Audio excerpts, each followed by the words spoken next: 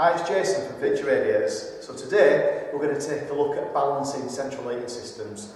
So balancing central heating systems can be done in a number of ways. So you could use thermostatic pipe clips, infrared heat sensors, but today we're just going to look at a simple method and look at how to adjust one radiator the simplest way.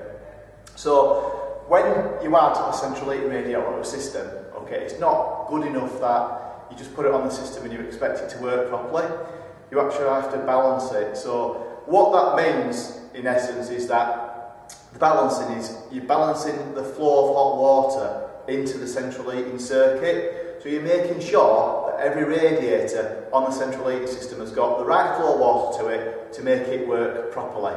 Now, on some radiators, the water has to work a little bit harder. So for example, if we're looking at tall radiators like this, it's got to beat gravity as well. So on some radiators like this one, there'll be a flow diverter inserted. And what that does is that when the water goes in, it diverts the water up the tubes and back down again, so you get a uniform heat. So how can we control the flow of water into a radiator? Because it does sound quite complicated.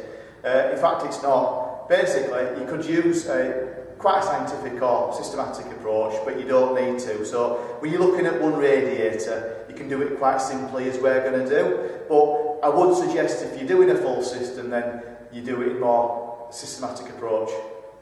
On your feature radiator, you're likely to have a thermostatic valve and a lock shield valve. We're going to be concentrating on the lock shield side.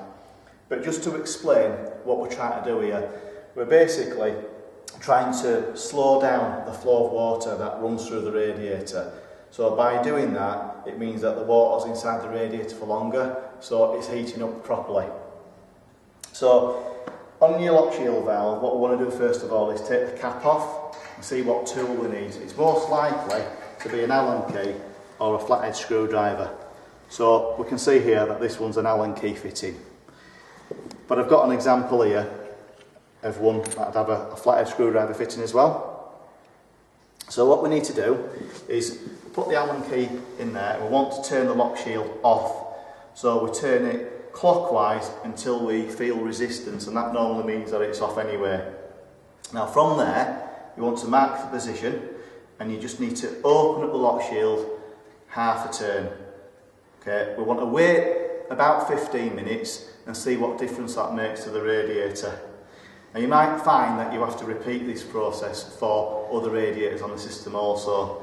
And you may also find that the further away your radiator is from the boiler might mean that you need to open up the lock shield more for that radiator. So this is the simplest way to make sure that the water's flowing through the central heating system properly. But if you're not sure of what to do, then please by all means consult a heating engineer. If you do have questions for us, you can either call us, you can email us, or you could use the comment section below.